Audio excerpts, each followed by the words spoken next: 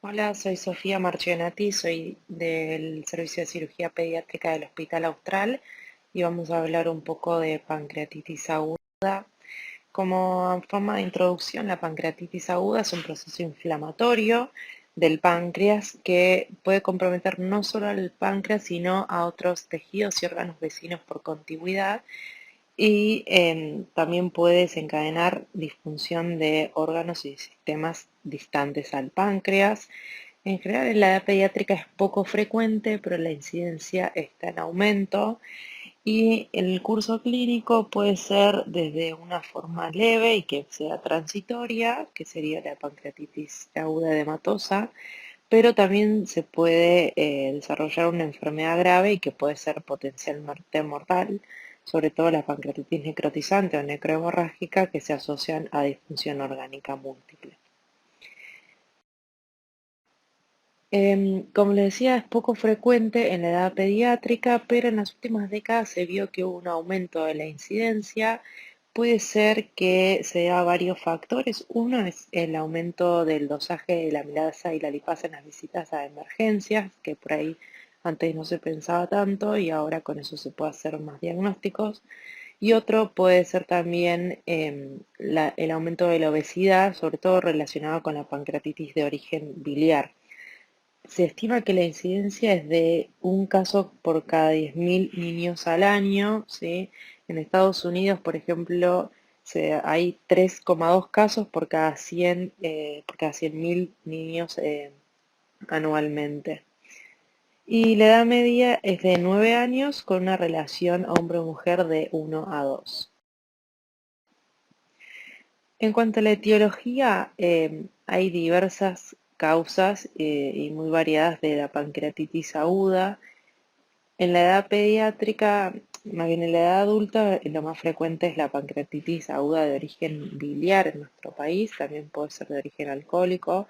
En cambio, en pediatría hay múltiples causas de pancreatitis aguda, ¿sí? Puede haber, por ejemplo, como dice ahí, enfermedades sistémicas, ya sea infecciosas, ¿sí?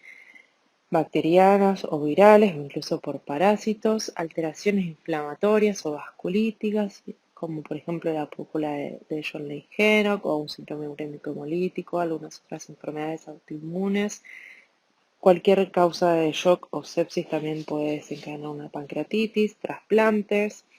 En cuanto a causas mecánicas, por ejemplo el traumatismo, hay que tenerlo siempre en cuenta, un traumatismo abdominal, ya sea abierto o cerrado, postoperatorio, sobre todo, por ejemplo, de una colangiopancreatografía retrógrada endoscópica o por una perforación duodenal. Anomalías congénitas, que esto también es muy importante en la edad pediátrica tenerlo en cuenta, como por ejemplo el páncreas divisum o páncreas anular, o anomalías de la vía biliar como un quiste de colédoco. Eso siempre hay que sospecharlo cuando aparece un caso de pancreatitis. Algunas obstrucciones, ya sea por litiasis, por parásitos o tumores, otras enfermedades metabólicas. También existe la pancreatitis medicamentosa, que también puede estar presente sobre todo en la edad pediátrica, con medicamentos como las tiazidas o la furosemida, que están bien definidos, y algunos otros medicamentos. Puede ser por toxinas y también hay pancreatitis idiopáticas. Así que tenemos una infinidad casi de causas de pancreatitis aguda que tenemos que sospechar cuando aparece el cuadro, como vamos a ver, que es característico como vamos a ver después.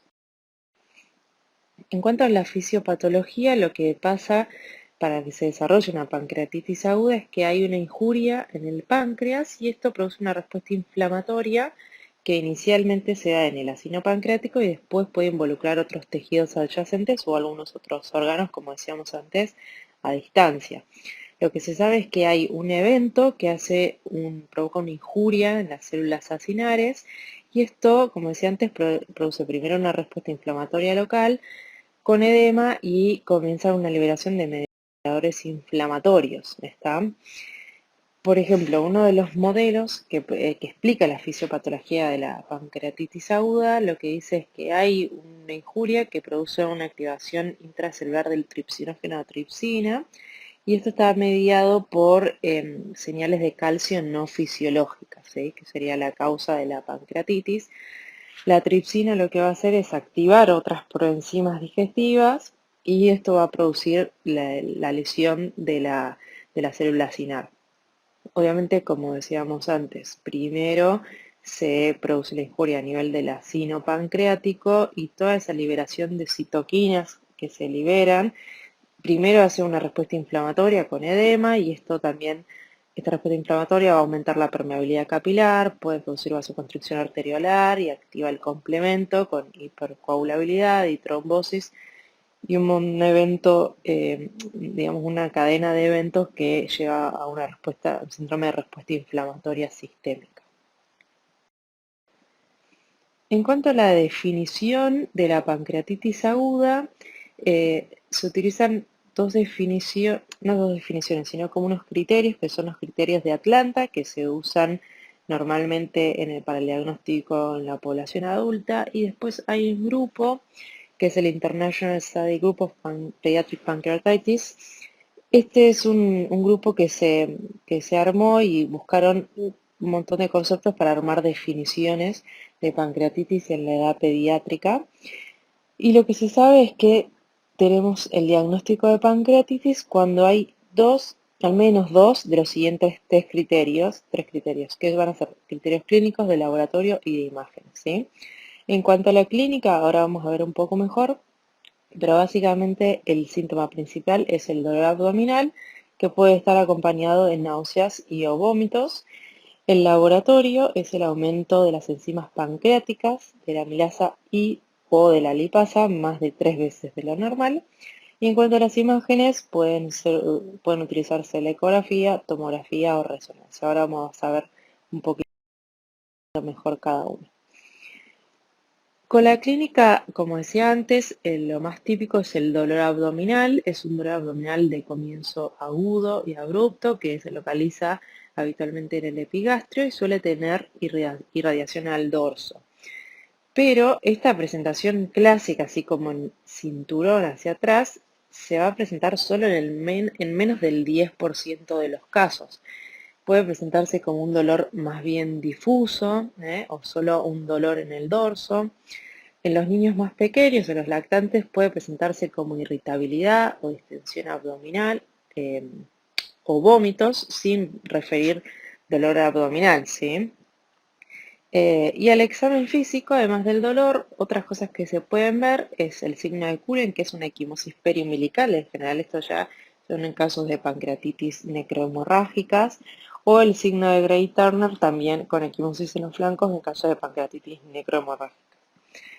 Entonces, lo que tenemos que saber es que normalmente el síntoma principal es el dolor abdominal, que va a estar presente no en todos los casos, está presente entre más o menos el 70 y el 95% de los casos, y la mayoría de las veces se localiza en el epigastrio, se puede irradiar a dorso, pero lo que hay que saber es que se puede presentar solamente como una irritabilidad o vómitos, sobre todo en los pacientes menores de 3 años. Y igual hay que sospechar.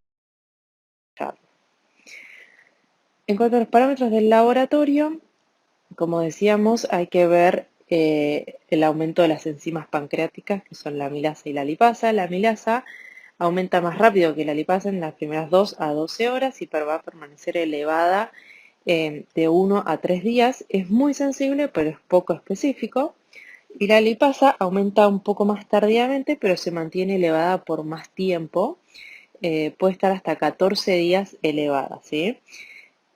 Una cosa muy importante es que el aumento de las enzimas va a servir para el diagnóstico, pero no sirve ni como factor pronóstico de la enfermedad, que después vamos a ver, ni tampoco se utiliza para ver la evolución de la enfermedad. O sea que si uno hace el diagnóstico al ingreso a la guardia con enzimas, no es necesario ir repitiendo y repitiendo las enzimas pancreáticas porque realmente no nos va a cambiar nada.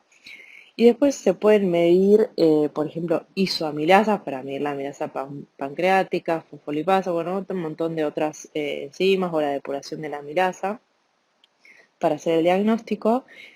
Y después otros datos de laboratorio que también hay que pedir, y eso sí nos puede servir sobre todo más que nada para poder intentar establecer una causa o para como vamos a ver después, poder predecir la severidad del cuadro, como puede ser la bilirrubina, las enzimas hepáticas GOT y GPT, fosfato alcalina, los triglicéridos, calcio, hematocrito, urea, creatinina, albúmina, entre otros parámetros de laboratorio.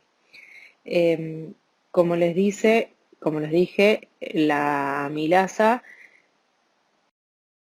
el aumento de la amilasa es súper inespecífico, solo el 40% de la amilasa se produce en el páncreas. Y fíjense en esta tabla la cantidad de patologías que pueden hacer que se eleve la amilasa, ¿sí? La primera es pancreatitis aguda, pero fíjense toda la lista que sigue abajo, que puede ser de incluso por problemas abdominales como no abdominales, como una neumonía, una cetoacidosis diabética, o sea, puede haber aumento de amilasa en múltiples ocasiones, así que hay que tenerlo, como decía antes, en un contexto y tratar siempre, en la medida de lo posible, pedir también la lipasa, que es un poco más específica. Bueno, y después, en cuanto a las imágenes, se puede usar varios estudios de imagen. En principio, y como primer estudio, siempre se pide una ecografía abdominal. Esto puede servir para el diagnóstico y también nos puede ayudar como para hacer diagnóstico de la causa de la pancreatitis, por ejemplo, si es una pancreatitis de origen biliar. Lo que pasa es que la ecografía tiene una sensibilidad de un 70%, obviamente que es operador dependiente, pero bueno, es el estudio que es más accesible, es inocuo y que en general en la mayoría de los lugares se puede hacer como primer estudio. En verdad, el mejor estudio para evaluar la pancreatitis aguda es la tomografía de abdomen con contraste. Es muy sensible tanto para hacer el diagnóstico y también sirve mucho para hacer el diagnóstico de las complicaciones de la pancreatitis aguda. Obviamente que tiene el inconveniente de la irradiación, eh, así que no es un estudio que se utilice de inicio en la edad pediátrica. Y sí puede ser útil después en el transcurso de la enfermedad para ver si hay algunas complicaciones locales y para ver severidad. Cuando hay duda diagnóstica de inicio, sí puede llegar a estar indicada una tomografía con contraste. Si no, el estudio de inicio es la ecografía y normalmente con la clínica y el laboratorio uno ya hace el diagnóstico. Casi siempre se hace una ecografía que puede verse o no la inflamación pancreática o alguna otra causa, y con eso ya tenemos el diagnóstico y se comienza el tratamiento. Acá simplemente para que vean algunas fotos de unas tomografías, para ver cómo se ven en la tomografía de la pancreatitis. Van a ver acá una pancreatitis edematosa, donde se ve todo inflamado con edema peripancreático. Diferente de esta imagen, que es una pancreatitis necrotizante, donde se ven zonas del páncreas con líquido y zonas no perfundidas. Por eso es súper importante, si uno va a hacer una tomografía, que se haga con contraste endovenoso para que realmente pueda sacarle la mejor información. Y después, el otro estudio que se puede realizar es una colangioresonancia, que sirve para el diagnóstico porque es muy sensible para ver el páncreas. La colangioresonancia sirve mucho para ver la morfología del árbol biliar y de los conductos pancreáticos, y esto es útil sobre todo para identificar algunas causas de pancreatitis, como las anomalías de la vía biliar o también la coledocolitiasis. Obviamente que es un estudio que es más largo, si es un niño posiblemente requiera de anestesia para hacerlo. Si bien no tiene irradiación, tampoco es un estudio que se haga de inicio. Bueno, y vamos a hablar un poco de cómo es el manejo de un paciente con pancreatitis aguda. Básicamente lo separé como en estos 5 puntos. Uno es establecer la severidad del cuadro, la otra es el control del dolor, ver el manejo de la hidratación parenteral, la nutrición y por último, cómo es el manejo de las complicaciones. En cuanto a la severidad, se puede clasificar de acuerdo a la clasificación de Atlanta, que son esos criterios que habíamos hablado antes.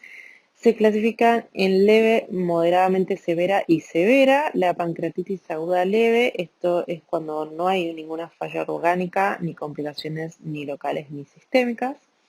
La pancreatitis moderadamente severa se define cuando hay una falla orgánica transitoria o que dura menos de 48 horas, cuando existen complicaciones locales o cuando hay exacerbación de comorbilidades previas.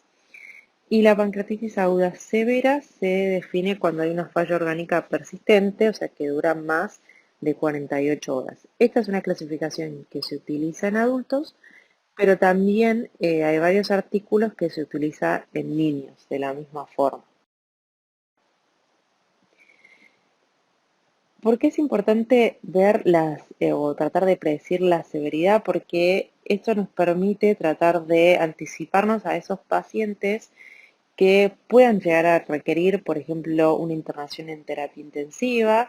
Esto va a aumentar el tiempo de internación, los costos obviamente, y por supuesto aumenta la morbimortalidad del cuadro. En adultos se utilizan varios scores para tratar de predecir la severidad de la pancreatitis aguda, el score de Ranson, que ya no se utiliza tanto, el Apache o el Glasgow, son scores como para ver falla orgánica múltiple, básicamente. Em, pero estos mismos scores no tienen la misma sensibilidad y especificidad para utilizar en pediatría. Así que en pediatría no tenemos un score que esté bien validado para poder predecir la severidad. Sin embargo, se hizo uno que se publicó en el 2002 como que trataron de adaptar el score de Ranson a la edad pediátrica y se utilizan estos 4 parámetros y se miden al ingreso y a las 48 horas. Al ingreso se mira la edad, si es que es menor de 7 años o si tiene un peso menor de 23 kilos, más de 18.500 glóbulos blancos o una LDH mayor a 2.000. Y a las 48 horas se va a hacer un dosaje de calcio sistémico, albúmina, si hay una retención hídrica y el dosaje de diurea. El punto de corte que se estableció es de 3 o más criterios. Esto tiene una sensibilidad de un 70% con una especificidad de un 79%. Con este score, si hay un niño que al ingreso tiene un score de 0, dentro de las próximas horas, o en el transcurso de las horas del cuadro, no aumenta este score, este chico tiene una menor probabilidad de desarrollar una pancreatitis severa. Por lo tanto, este paciente no sería necesario, por ejemplo, que se interne en una terapia intensiva. Pero, como les decía, el punto de corte que se tomó es de 3 criterios o más. Entonces, aquel paciente que ya de ingreso tenga un score de 3 o mayor, ese paciente sí debería ser internado en terapia intensiva. Se sugeriría colocar, por ejemplo, un acceso venoso central, un control hemodinámico estricto, control de diuresis, control, bueno, obviamente de todos los parámetros vitales, laboratorio, porque ese paciente sí tiene riesgo de desarrollar una enfermedad eh, que tenga una morbimortalidad mayor.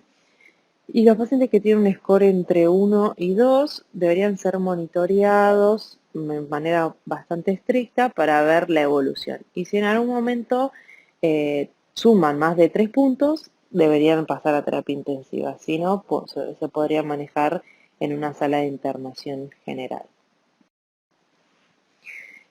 También hay otro score que se publicó de unos autores japoneses que trataron de modificar unos parámetros de un score que se utilizaba en adultos y hicieron un score de severidad que tiene una sensibilidad de un 80% y una especificidad del 96%.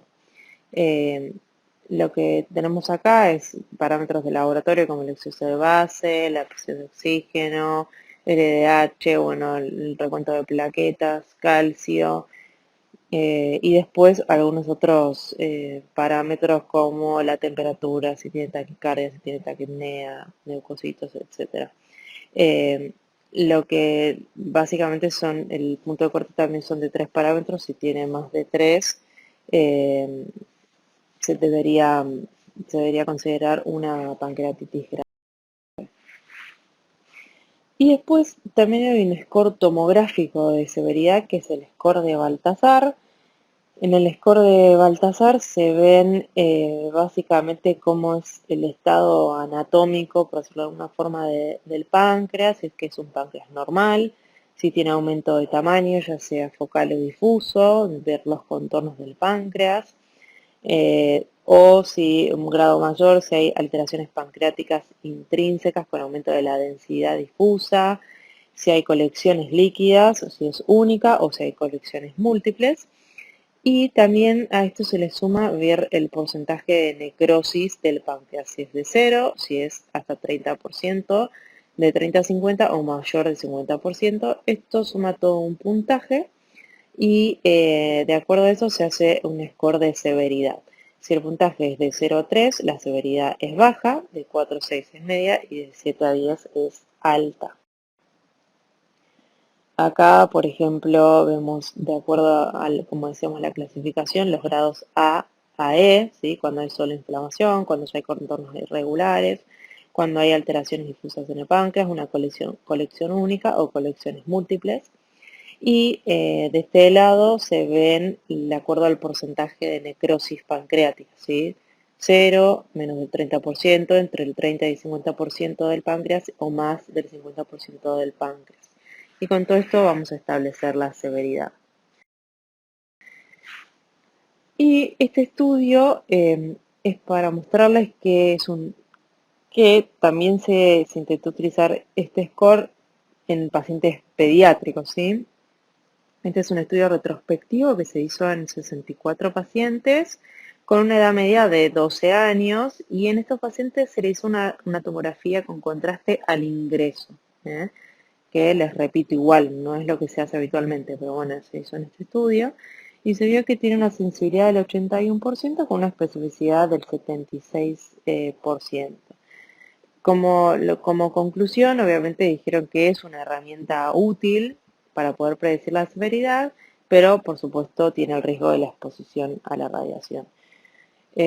Así que la recomendación sería por ahí tratar de utilizar lo que esté validado en pediatría, que en verdad no está 100% validado, pero bueno, por ahí ese score de Devanto, que es el que vimos primero, se puede utilizar como para tener algún parámetro para tratar de ver qué paciente puede llegar a presentar una mala evolución o una evolución más complicada. Después, en cuanto al manejo del dolor, es bastante difícil porque no hay muchos consensos acerca de cuál es el mejor tratamiento para el dolor en la pancreatitis aguda. Normalmente lo que se utiliza es morfina o incluso fentanilo, a veces también se puede usar meperidina.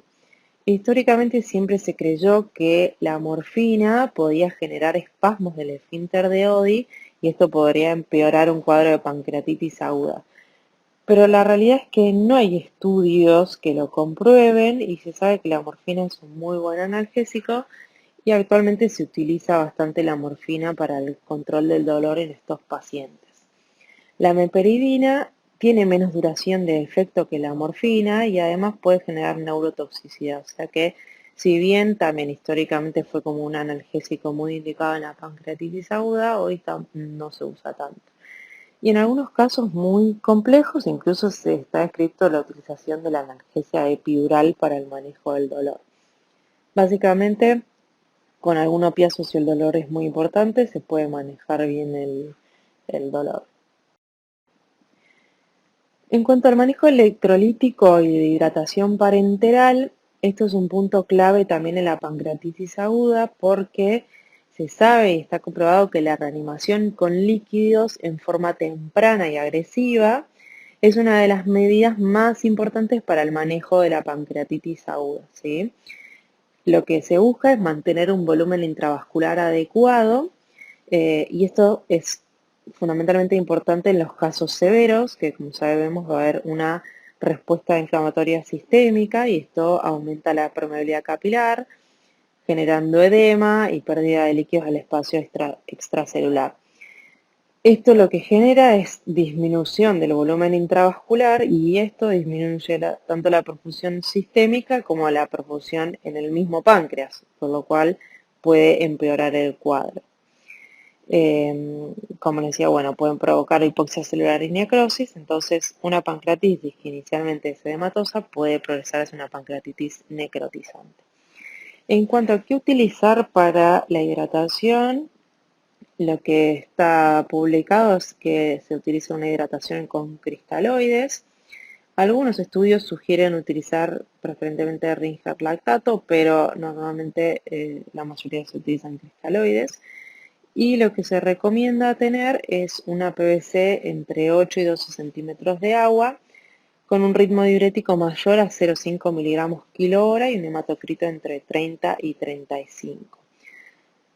No, la hidratación tiene que ser agresiva de inicio, por lo menos las primeras 24 horas, prácticamente, digamos, uno y medio la hidratación que debería recibir ese paciente.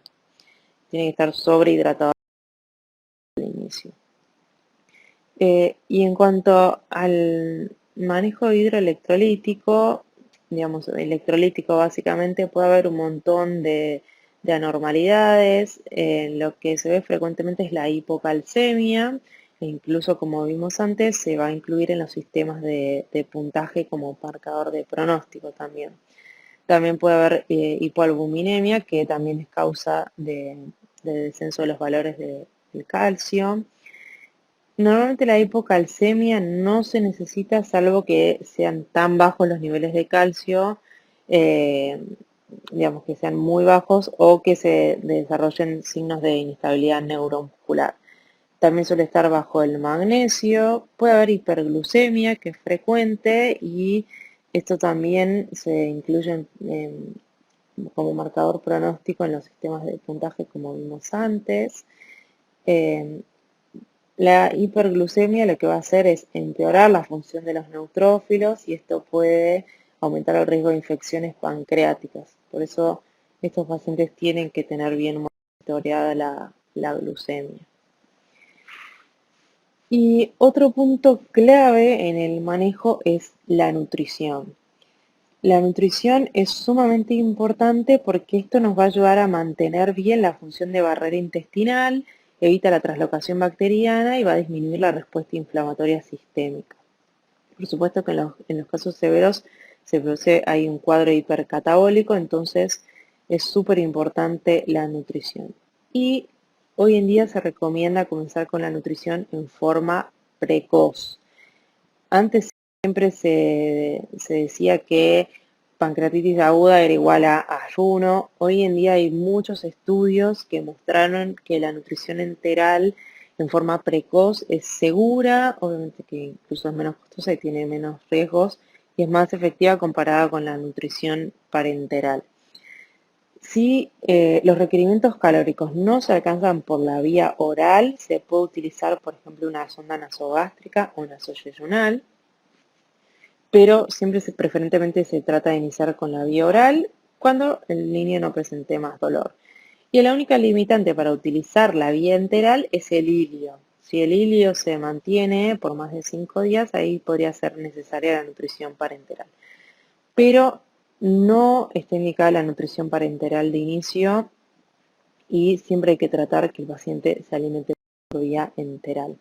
Esta es una revisión que se hizo de 38 pacientes con pancreatitis leve y lo que vieron es que la nutrición por vía oral desde el ingreso no aumentó ni el tiempo de estadía ni empeoró el dolor, no hubo aumento de la lipasa y tampoco se vio una, una diferencia con el aumento del contenido de grasas. O sea que lo importante que se lleven es que pancreatitis aguda no es sinónimo de ayuno, todo lo contrario, apenas el paciente mejore el dolor y no tenga hilio, tiene que comenzar con la nutrición enteral.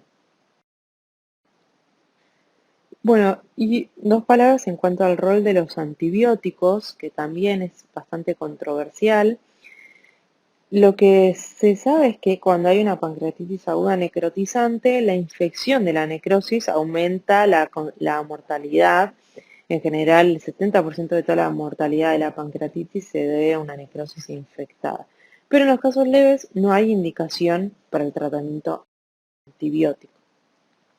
Hay dos situaciones que hay una indicación precisa del antibiótico. Uno, si hay una infección extrapancreática como una colangitis o una neumonía o una infección asociada a catéter o infección urinaria o cualquier otro foco.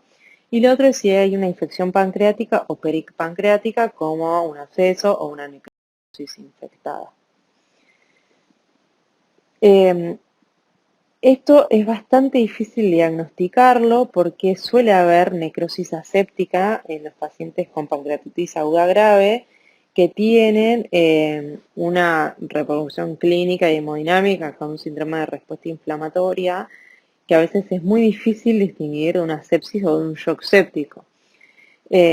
¿Cuándo hay que sospechar que esa necrosis esté infectada? Si es que luego de 7 a 10 días del que el paciente está hospitalizado, cuando no mejoran o tienen una evolución tórpida, o si en algún momento desmejoran, o sea, empeoran todas las funciones, ahí sí uno puede pensar que esa necrosis está infectada. Para ver esto sí es necesario hacer una tomografía con el contraste para ver bien los focos pancreáticos o peripancreáticos y ver si hay abscesos. Y lo ideal es tener una punción para tener material para enviar a cultivo antes de iniciar el tratamiento antibiótico.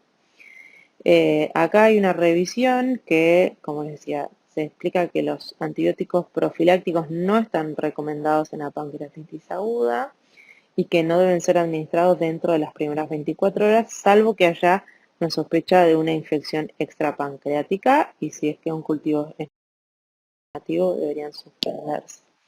Acá hay otro artículo donde se ve que lo contrario, que dice que podría ser beneficioso para disminuir la mortalidad, pero la realidad es que no hay estudios que avalen el uso sistemático de antibióticos de inicio.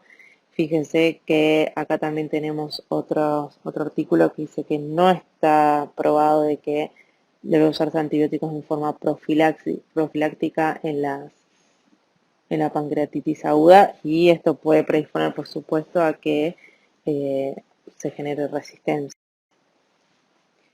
Y estos serían cuáles son los antibióticos que deberíamos intentar usar. Normalmente los que siempre se usaron fueron los carbapenemes. En cuanto a las complicaciones, hay dos tipos de complicaciones, las complicaciones locales o sistémicas. Las complicaciones sistémicas están relacionadas con el síndrome de respuesta inflamatoria sistémica, no vamos a ahondar en eso. Y hablamos dos palabras rápido de las complicaciones locales. Las complicaciones locales están bien definidas en la pancreatitis. Una es la colección líquida aguda, que normalmente se da en una fase temprana y se ve, todos estos se definen por la tomografía. Es una colección líquida que no tiene pared definida, es homogénea, suele estar en el retroperitoneo, puede ser única o múltiple y no se asocia a necrosis. Normalmente son estériles y se resuelven espontáneamente. El pseudoquiste es una colección líquida que se encapsula y tiene una pared inflamatoria definida. Y esto se define cuando ocurre más de 4 semanas del inicio de la pancreatitis. La colección necrótica aguda es una colección que tiene cantidades de líquido y de necrosis, con esto obviamente se da en una pancreatitis necrotizante. Puede abarcar tanto el parénquima como los tejidos peripancreáticos y se ve en forma heterogénea en la tomografía. La necrosis encapsulada es cuando hay una colección con necrosis pero que tiene una cápsula y parecido al pseudoquiste ocurre después de las 4 semanas del inicio de la pancreatitis.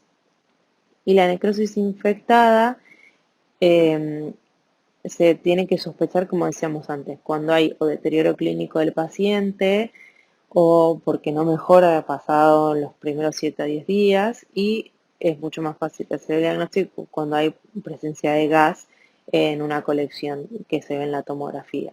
Cuando hay duda de que una necrosis esté infectada, como decíamos antes, se puede realizar una punción para hacer diagnóstico.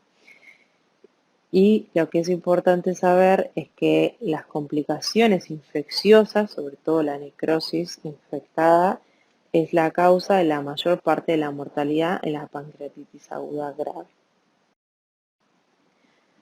Determinando cuáles serían las indicaciones de cirugía en una pancreatitis aguda, si hay una necrosis pancreática infectada o si hay complicaciones sépticas sistémicas que sean secundarias a una infección pancreática, ahí sí estaría indicado el tratamiento quirúrgico.